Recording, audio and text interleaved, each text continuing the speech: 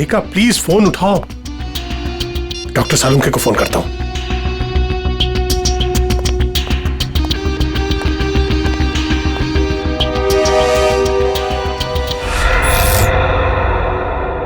Light को क्या हुआ?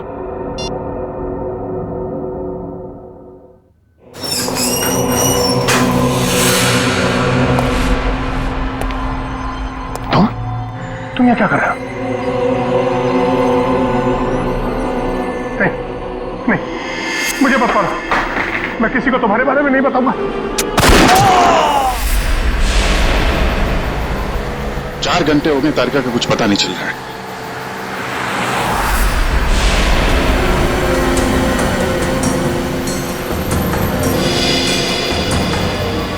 सर, तारिका का मोबाइल आसपास ही दिखाई दे रहा है।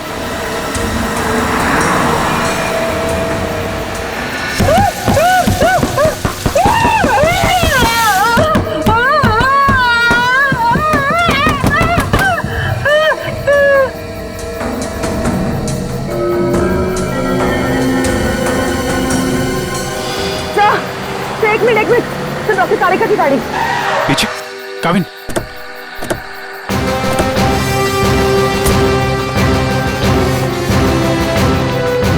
तारिका, तारिका,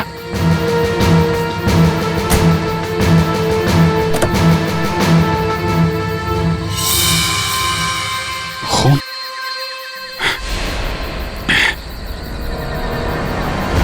कुछ हुआ है, तारिका को खून है यहाँ पे।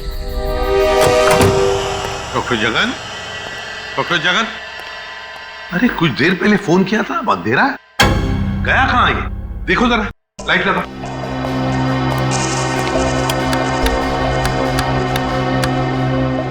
सर, स्विचेस सारे ऑन है। लगता है मेन स्विच ऑफ है। मेन स्विच ऑफ है? कमाल है।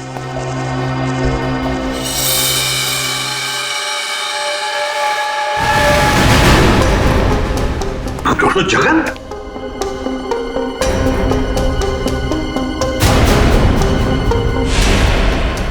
सर, ये तो मर चुके हैं।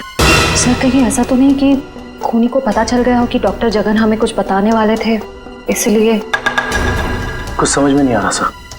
पहले तारिका का गायब होना और अब जगन जी का खून। वही तो। तारिका, तारिका जी, डॉक्टर तारिका, तारिका!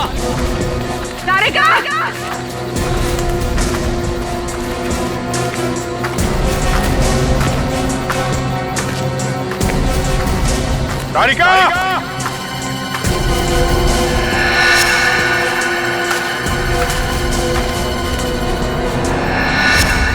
ओ, ये तारिका का ईयररिंग। ईयररिंग यहां पर? यहीं होगी। फोन लगा, फोन लगा।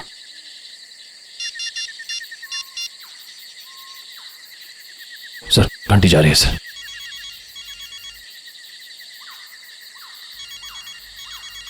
सर, उस तरफ। हाँ सर।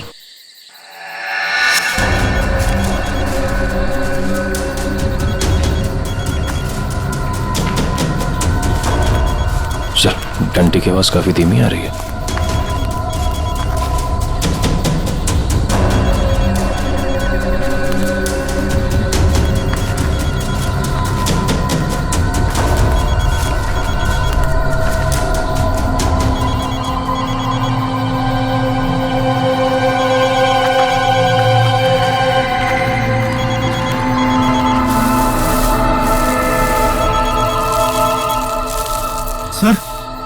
मिट्टी के नीचे दबा हुआ है। वो नहीं, डॉक्टर तारिका नीचे है।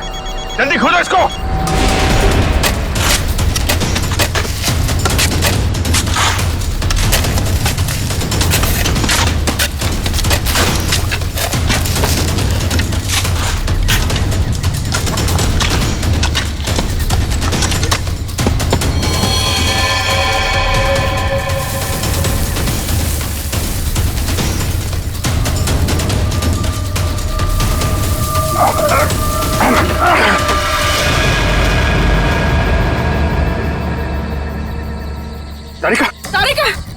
खोल।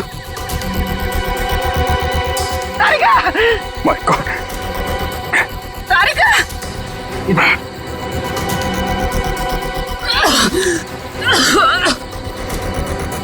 तारिका तुम ठीक हो? हाँ? कैसे हुआ ये है? किसने किया?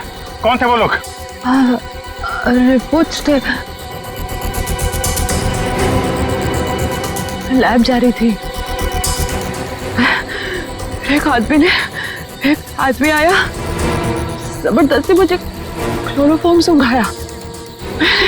मैंने अपने आप को छुपाने की कोशिश की और मुझे किसी ने मुझे जोर से सर पे मारा।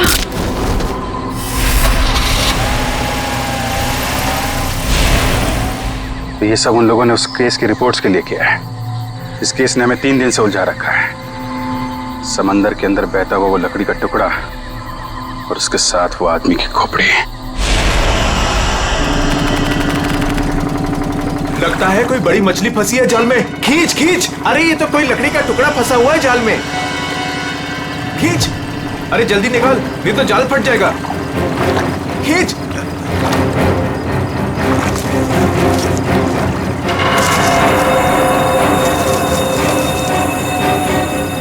ये क्या? अरे ये तो इंसान की खोपड़ी है।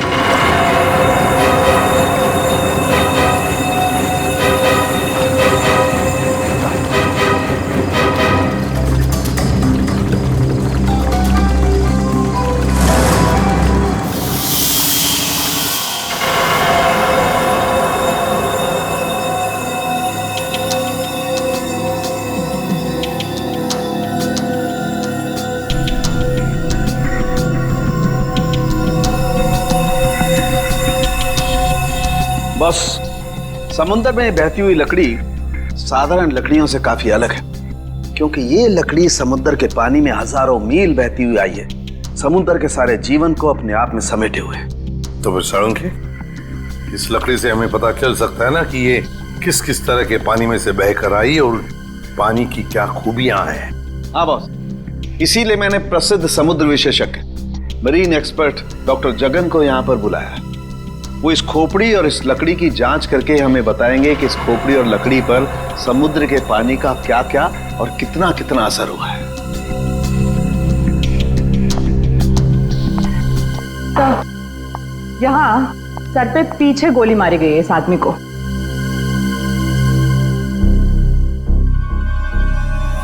ये देखो बॉस, इस सुराग को देख करके लगता है काफी नजदीक से गोली मारी गई है। साळुंखे, क्या तू बता सकता है ये खोपड़ी कितने समय तक समुद्र में थी?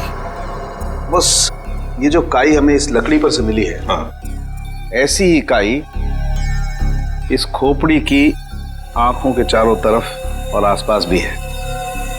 ये काई हमें ये बताती है कि ये लकड़ी और ये खोपड़ी काफी बरसों से समुद्र में अपना डेरा जमाए हुए थी। फिर तो साळुंखे साहब ये भी पता चल जाएगा कि ये खोपड़ी समंदर के किस भाग में थी, और साथ ही साथ पक्के तौर पे ये भी पता चल जाएगा कि कितने समय तक थी। हाँ, पता चल सकता है। अरे क्या काम करो, इस खोपड़ी पर से जितने भी बैक्टीरियाज मिले उनका अच्छी तरह से एनालिसिस करो, इससे उनकी उम्र का पता लगेगा और बाद में हम इस खोपड़ी का रिकंस्ट्रक्शन करेंगे।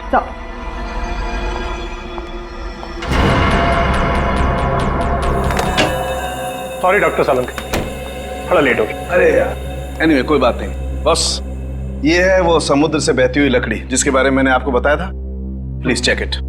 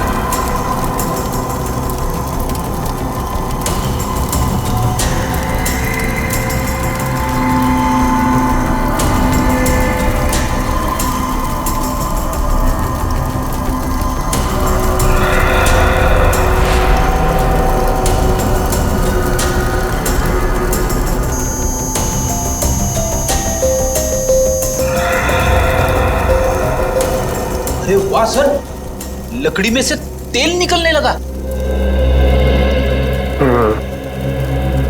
इसका मतलब ये है कि ये लकड़ी समुद्र के उस हिस्से में थी जहां बहुत सारा तेल बिखरा हुआ था, और उसी में से कुछ तेल इस लकड़ी ने सोख लिया। सर पानी में इतना तेल के लकड़ी ने सोख लिया, कैसे? कई बार ऐसा होता है ना कि कोई तेल से भरा हुआ जहाज अगर समुद्र में डूब जाए तो उस जगह समुद्र में तेल ही तेल हो जाएगा। शायद वैसा ही हुआ होगा। अब मैं ये लकड़ी जलाता हूँ। वो क्यों? दरअसल इस लकड़ी को जलाने से जो अलग अलग तरह की लपटें उठेंगी, उससे हमें समुद्र के अलग अलग हिस्सों में मिलने वाले रसायनों के बारे में पता चलेगा। हम उन रसायनों की फोटोग्राफ लैब को भेज देंगे। लैब हमें बताएगी कि ये लकड़ी कहां कहां से तैरती हुई यहां पहुंची, और अगर उन्हीं में से कोई रसायन खोपड़ी पर लगा हुआ मिला तो हमें यह भी पता चल जाएगा कि ये क्राइम कहां हुआ है।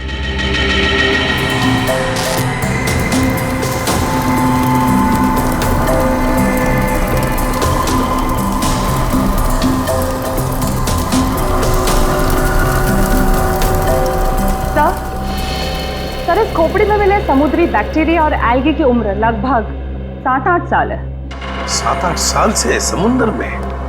तो इसका एक ही मतलब है कि ये खोपड़ी जिस आदमी की है उसकी मौत समुद्र में 2005 में हुई है। 2005। उन रिपोर्ट से हमें पता चल सकता था वो खोपड़ी कहाँ थी, कहाँ से बह के आई थी। कोई तो है लेकिन जो ये नहीं चाहता कि सीआईडी इस केस की तह तक पहुंचे। किसी के चाहने या ना चाहने से सीआईडी नहीं रुकती।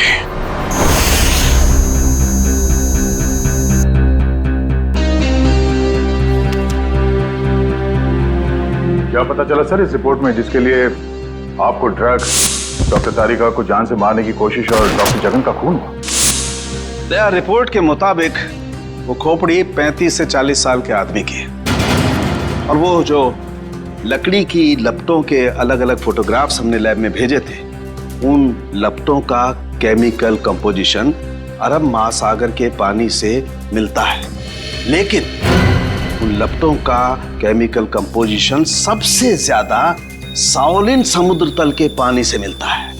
इसका मतलब है शाओलिन समुद्र तल से ऊपर उठकर ये खोपड़ी बहती हुई लकड़ी से उलझकर क्रिया करने वाली बैक्टीरिया, फर्मेंटेशन करने वाली बैक्टीरिया, और फिर मरीन एक्सपर्ट डॉक्टर जगन के रिपोर्ट में यह भी बताया है उसकी खोपड़ी के ऊपर से कुछ फेरस ऑक्साइड के अंश मिले। फेरस ऑक्साइड, लोहे की जंग।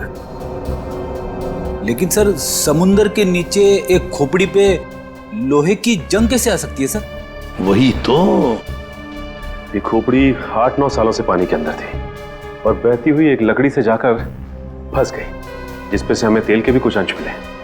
हो सकता है ये खोपड़ी किसी डूबे हुए जहाज के मलबे के नीचे दब गई हो।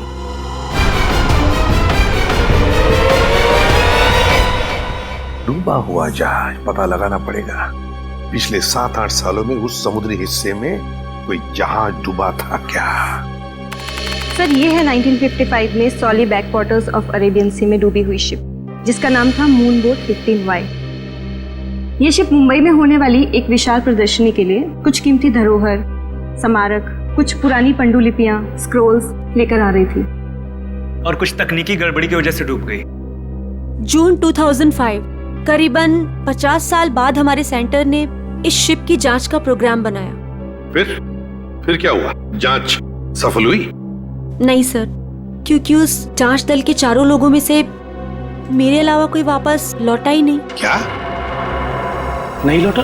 नहीं लौटा मतलब ये कि तीनों गोताखोर आर्कियोलॉजिस्ट, मेहुल, अंतरा और रणवीर सर, उनमें से कोई भी पानी से बाहर ही नहीं आया। तो फिर उनका क्या हुआ? हमने उनको तलाशने की बहुत कोशिश की, पर तीनों का कुछ पता नहीं चला। सिर्फ मैं ही वापस आ पाई, शायद इसलिए क्योंकि मैं उनके साथ पानी में गई ही नहीं थी। तो उस वक्त आप कहाँ थे? मैं पानी के ऊपर बोट पे ही थी। एक मिनट, वैसे आप कौन है? सब, मैं डॉक्टर शिखा, मैं उस टीम की सबसे जूनियर मेंबर थी। काफी देर तक जब उनमें से कोई बाहर नहीं आया तो मैंने सेंटर इन्फॉर्म किया। यहाँ से एक रिसर्च टीम वहाँ पहुंची और शिप का जो भी सामान था उन्होंने निकाल लिया। काफी दिनों तक उन सब की खोज भी की पर उन सब का कुछ पता ही नहीं चला। ठीक है डॉक्टर नैना, इस जहाज पर का जो भी सामान आपके पास है, जो भी सामान, वो सब हम हमारे ब्यूरो ले जाना चाहते हैं जांच करने के लिए। जी सर, 1 सेकेंड। हेलो जोजो, ऑफिस में आओ जल्दी। जोजो कौन? सर इन्वेंट्री का इंचार्ज है। जो भी सामान हमारे पास आता है उसका रिकॉर्ड्स वो ही रखता है।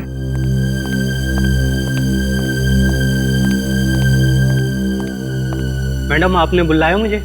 हाँ, ये लोग सीआईडी से हैं और इन्हें मून बोट 15Y से मिला हुआ जो भी सामान है वो इन्हें चाहिए। ठीक है सर, मैं आपके ऑफिस में भिजवा देता हूँ, क्योंकि कुछ समय लगेगा कुछ डिटेल और गेट पास बनाने में। ठीक है, कोई बात नहीं। जो ने ये सारा सामान भेजा है मरीन रिसर्च सेंटर से। और तुम इन सारे सामानों को लिस्ट से मैच करके देख रहे हो? हाँ सर, और रणवीर, अंतरा और मेहुल, उन सब की फोटो भी भेजी है ईमेल पे, और उनके रिकॉर्ड्स भी। मयूर वही चेक कर रहा है। गुड, काम करो फ्रेडी, तुम्हारा ये सब लिस्ट चेक होने के बाद में ये सारा का सारा सामान फोरेंसिक लैब में भेज दो। Yes sir.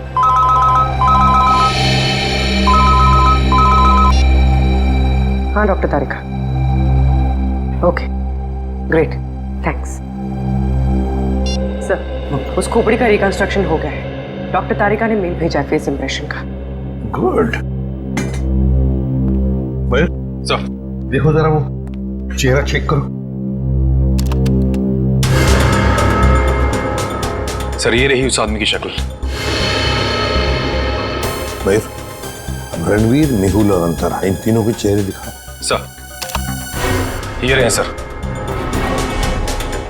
सर खोपड़ी से जो चेहरा बनाया गया है वो मरीन से गायब हुए किसी भी आदमी से मैच नहीं करा।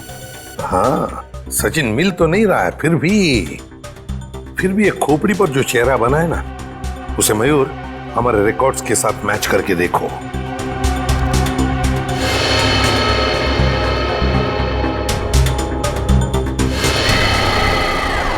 सर ये तो नामी जादूगर सम्राट है जो 2005 में गायब हो गया। क्या सम्राट सर इस दुनिया में नहीं रहे? और हम ये जानते हैं कि आपके सम्राट सर की मौत 2005 में हो गई थी। 2005 जून से तो गायब हो गए थे वो। 2005 में आप लोग थे सम्राट के साथ? हमने तभी ज्वाइन किया था और हम उनके असिस्टेंट थे। ओके, तो उनके गायब होने से पहले की कोई खास बात आपको याद है? हाँ सर, उस वक्त वो ताले और जंजीर बना रहे थे, जिसका हमारा जादू के शो में भी कोई काम नहीं था। मैं आपको उसकी फाइल दिखाता हूँ। राज, सम्राट सर की वो ताले वाली फाइल ले आना। ताले और जंजीर बना रहे थे? जी सर। हाँ सर, मैंने उनसे एक बार ये पूछा भी था कि ये क्या है। बोल रहे थे किसी खजाने की चाबी है जिससे वो बहुत जल्दी अमीर हो जाएंगे और उनके सारे कर्ज खत्म हो जाएंगे। सर ये देखिए फाइल।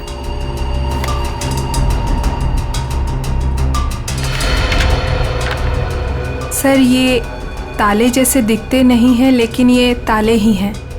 सर 4 जून को वो अपने बनाए हुए ताले और जंजीर लेकर चले गए और हमसे कहा कि आज दौलत दरवाजे पर आ जाएगी। लेकिन सर उस दिन के बाद वो कभी वापस ही नहीं लौटे। तुम लोगों ने पता करने की कोशिश नहीं की? सर की थी, वो अपने पास कभी फोन भी नहीं रखते थे, कोई परिवार भी नहीं था उनका। हमने पुलिस में भी रिपोर्ट की थी मगर कुछ पता नहीं चला सर।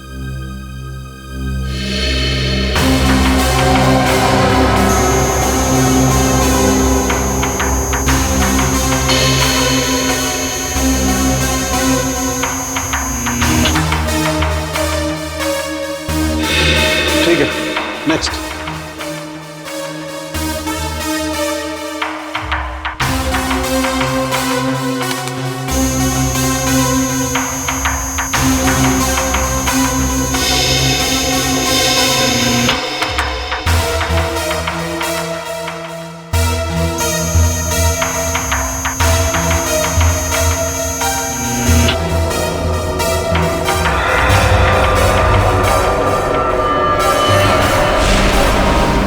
ये कैसे हो सकता है? फिर से स्कैन करते हैं।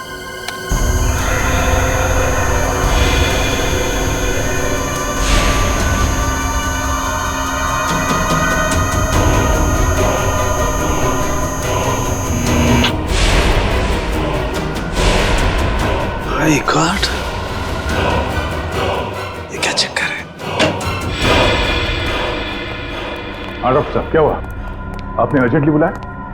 दया, जहाज में से मिले हुए सभी आर्टिफैक्ट्स, ये सारे धरोहर का कार्बन डेटिंग कर लिया है।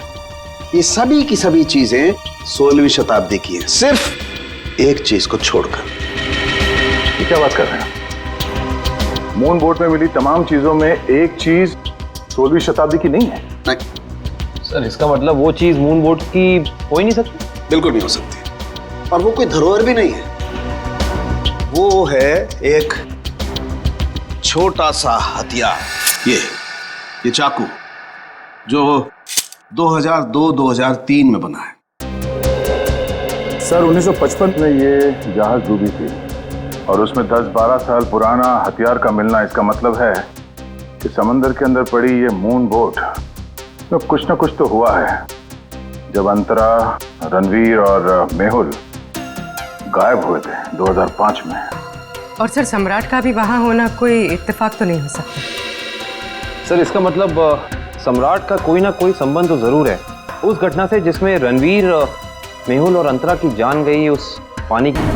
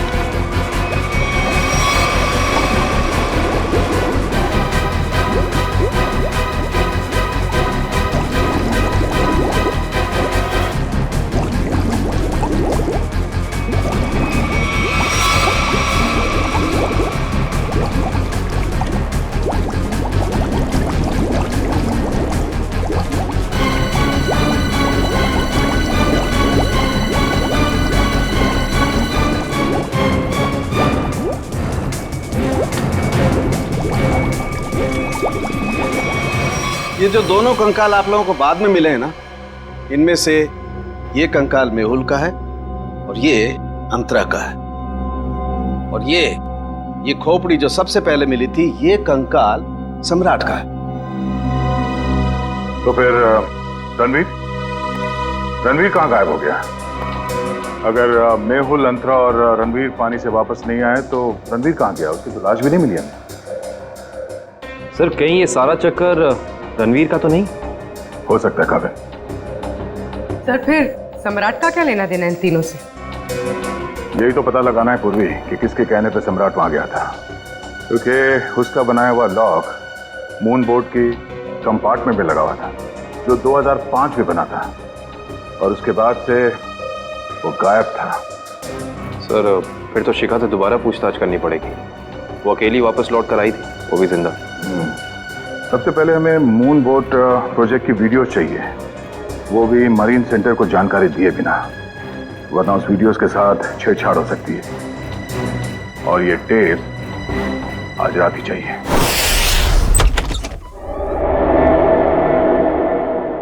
कहीं चोरी करते वक्त हमें कोई पकड़ न ले। अरे सर कुछ भी नहीं होगा, टेंशन मत लो। सीआईडी का बैच है ना, लोग उसे सीआईडी का बैच दिखाएंगे और कहेंगे चोर पुलिस करने आए हैं। पहले अंदर तो चलो।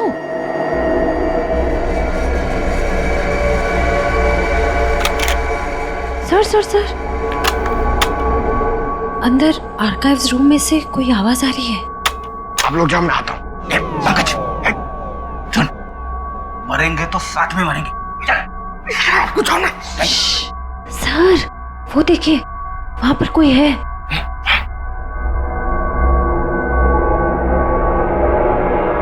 लाइट ऑफ, बंद कर टॉर्च।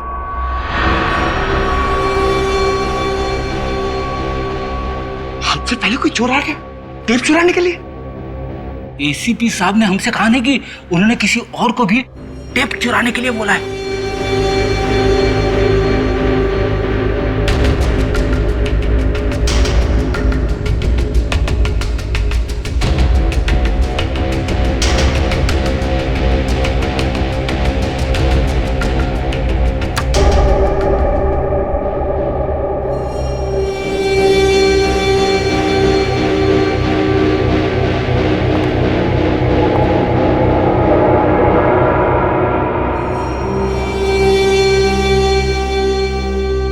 हाथ ऊपर।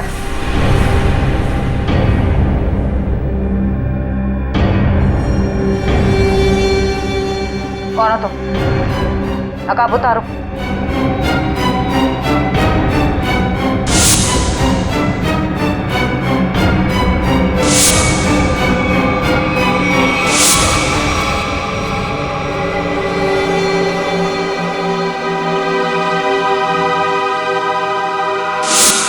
मैं डॉक्टर शिखा, मैं उस टीम की सबसे जूनियर मेंबर थी। शिखा तुम सब कौन हो?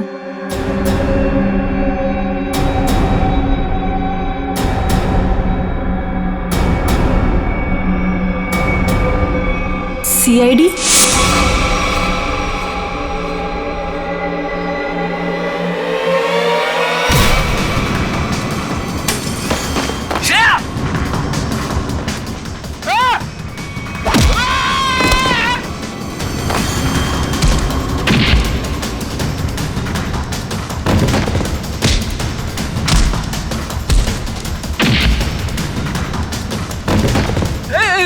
देखो मैं लड़कियों पे हाथ नहीं उठाता है?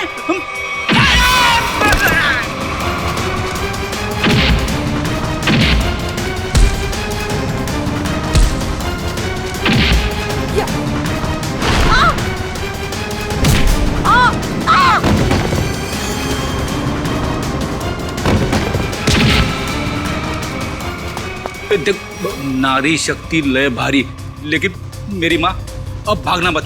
नहीं, हाँ, वो तो रुक जाओ। शिखा, शिखा तुम इतनी रात के तुम यहाँ क्या कर रही हो? सब मैंने कुछ नहीं किया है, मुझे जाने दीजिए। सर ये झूठ बोल रही है, इसने कोई टेप्स चुराए हैं। टेप्स? कैसे टिप्स चुराए तुमने? सब मैं बेगुनाह हूँ। मैं बस ये नहीं चाहती थी कि वो मून बोट के टेप्स किसी और के हाथ लगे। क्या है उन टेप्स में? क्या है बताओ जल्दी। सर वो उस टेप में सर मैं अपना काम कर रही थी, तभी मैंने देखा कि एक बोट सामने से आई और उसमें कुछ लोग थे।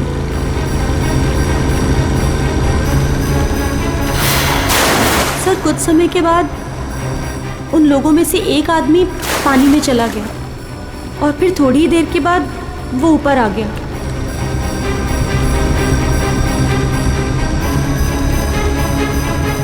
और सर जैसे ही वो ऊपर आया, एक आदमी ने उस पर गोली चलाई और वो मर गया।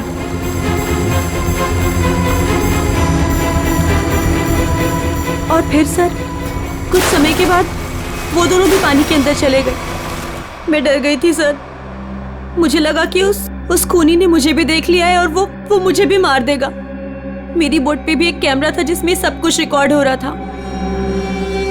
उसी रिकॉर्डिंग के टेप्स लेने आई थी सर। सर इसका मतलब इसने सम्राट का खून होते देखा था, क्योंकि उसी के सर में गोली लगी थी। तुम ये टेप्स पहले भी तो चुरा सकती थी ना, फिर आज ही चोरी करने का क्यों सोचा तुमने? उस वक्त सभी को ये लगा कि ये एक हादसा है, ऐसे में वो टेप कौन देखता।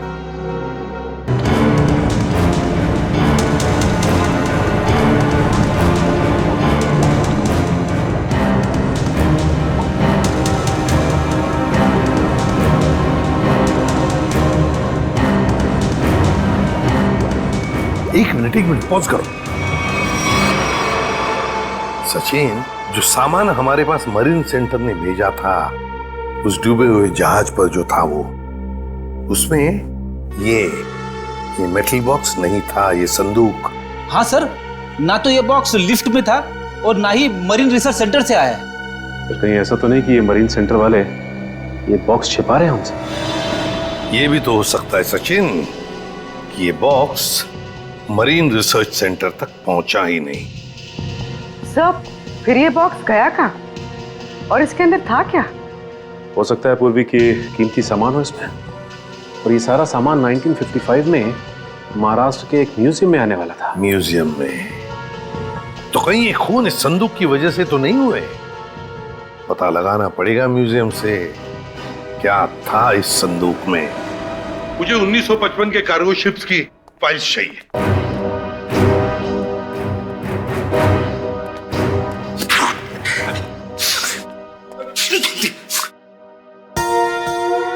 सर, कितनी धूल है? यहाँ पे साफ सफाई करने की सख्त मनाही है। चीख फैलाओ अभियान की पूरी तैयारी कर रखी है यहाँ पे।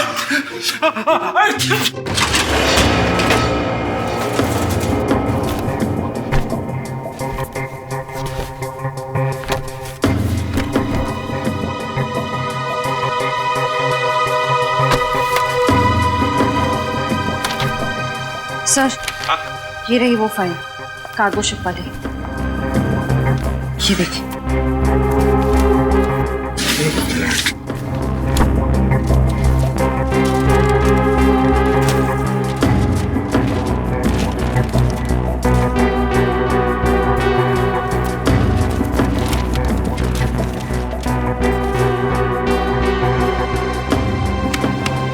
ये देखो, मेटल चेस्ट, संदूक, मुगल जवाहरात से भरा हुआ संदूक 1955 की लिस्ट में है, लेकिन मरीन रिसर्च सेंटर के इन्वेंटरी में नहीं है। संदूक किसी ने पानी के अंदर से ही गायब कर दी। सर, ये काम कौन कर सकता है? श्रेया, ये काम तो वही कर सकता है जो मरा नहीं।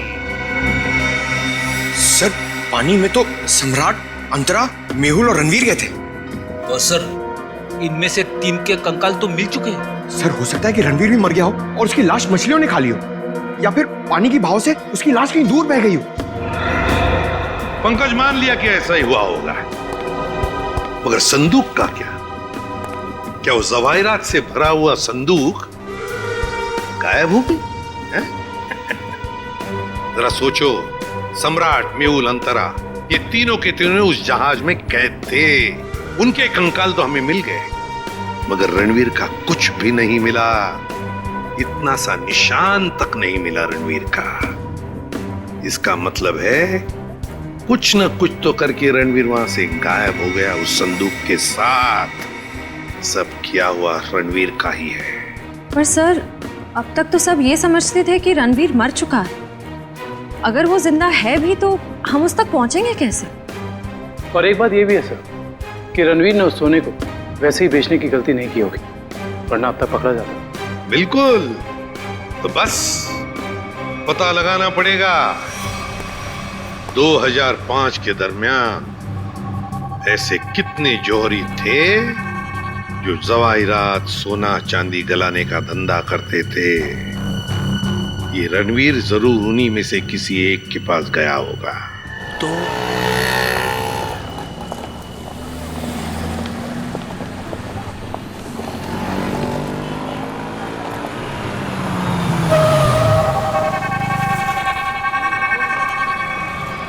हाँ सर, हम लोग पूरी कोशिश कर रहे हैं सर।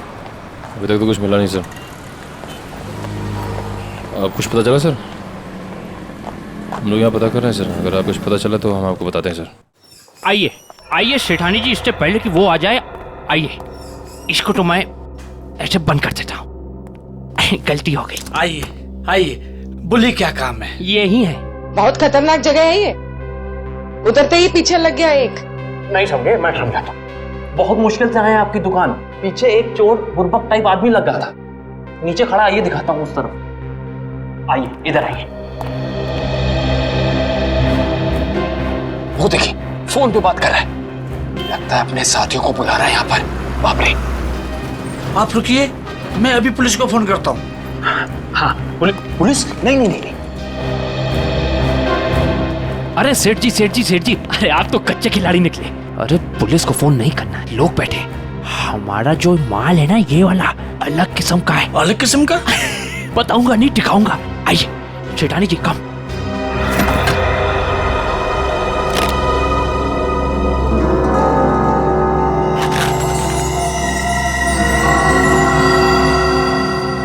कैसा लगा? एकदम सही जगह पर आए आप। कहाँ से हाथ मारा है? फालतू सवाल बड़े कर रहे हैं आप। माल देखिए, आम खाइए, पेड़ मत गिनिए। तो बेचना है? सेठानी जी कह रही है बेचना नहीं है। तो खरीदना है? खरीदना भी नहीं है। तो फिर गहनों के बदले गहने लेने हैं? तो फिर आप लोग क्यों आए हुए यहाँ बाजार में? मासूम है, इधर देखिए, हम ये चाहते हैं कि आप इस सामान को पिघला दें। जब बाजार बढ़े, रेट बढ़े, हम धीरे धीरे हौले हौले प्यार से बेचे के पैसे कमाएंगे। आपका काम हो जाएगा। लेकिन आपके काम के डबल रेट लगेंगे। अरे सेठ जी, डबल रेट क्यों? कोई बात नहीं, ये काम पहले किया ना। अरे कैसी बात करते हो? बहुत बार किया। और ये जो आप लेकर आए हैं, ये तो चिल्लर है। 2005 में तो हमने मुगल काल के बने हुए अरबों रुपए के गहने और कीमती धरोहर को गलाया था, और किसी को कानों कान खबर तक नहीं होने दी थी। पूरे 4 दिन तक चलता रहा था ये काम। आइए मेरे साथ, आइए।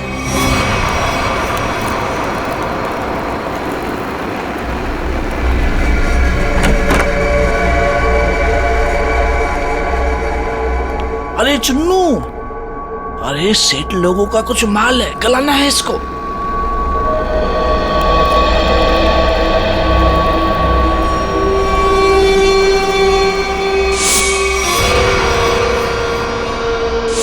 कितना माल है साहब?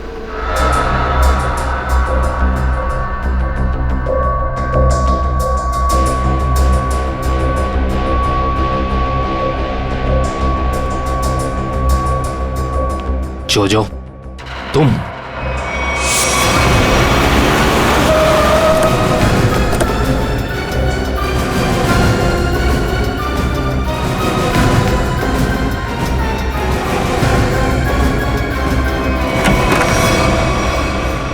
अरे आप कहीं जा रही हैं क्या?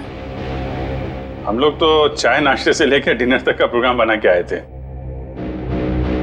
क्या बात है, आप वैसे क्यों देख रही? लगता आपने हम सीआईडी वालों को पहचाना नहीं, नैना जी। माफ करिए, आपके दोस्त जो हमारे साथ नहीं आए, लेकिन उन्होंने आपके यहाँ का पता दिया हमें। जोजो ने? पर क्यों? क्योंकि समंदर से निकली कीमती चीजें मरीन सेंटर से गायब करके बाजार में बेचता है वो, आपके साथ मिलके। मेरे साथ? क्या मजाक कर रहे हैं आप लोग? देखिए मैडम, आपका सारा कच्चा चिट्ठा हमारे पास है, बेहतर यही होगा कि आप खुद ही बता दीजिए। मैंने ही समंदर से मिले मुगल जवाहरात लिए थे। और कौन कौन मिला है तुम्हारे साथ इस काम में? कोई नहीं था सर। झूठ मत बोलो, 2005 में तुम मरीन सेंटर में थी ही नहीं, तो फिर मुगल जवाहरात तुम्हारे पास कैसे आए? मैंने कुछ लोगों को सेट किया था, उस टाइम मैं जूनियर विंग में थी। क्या बात है, आप समंदर में गई नहीं, सम्राट का खून आपने किया नहीं, तो फिर कौन है ये जो आपकी मदद कर रहा है? सर मेरे साथ थे कुछ लोग। साथियों के नाम तो होंगे ना?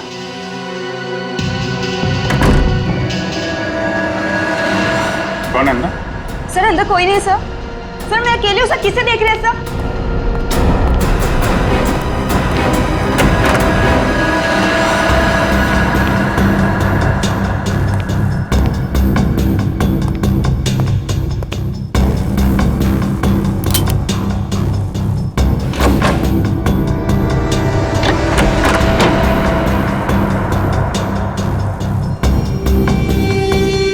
कौन है?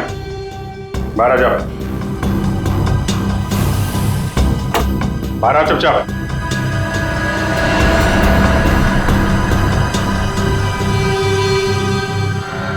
ओ, रणवीर। रणवीर? कौन रणवीर? 3 खून करके इतने सालों से छुपा हुआ। सर मैं तो नैना का पति सिद्धांत हूँ। नाम बदल सकते हो लेकिन चेहरा नहीं। हाँ सर, मैं ही रणवीर हूँ। 2005 में मैं और मेरी टीम समंदर पे उस जगह गई थी।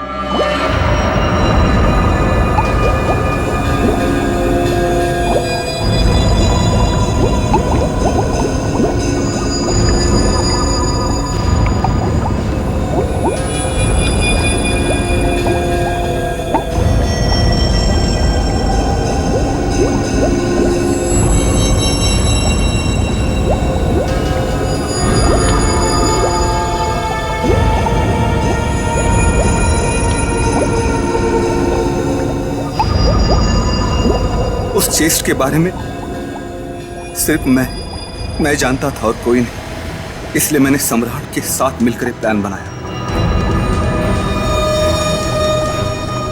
सम्राट ने मेहुल और अंतरा को मार दिया और उनकी लाश बोट में छुपा दी।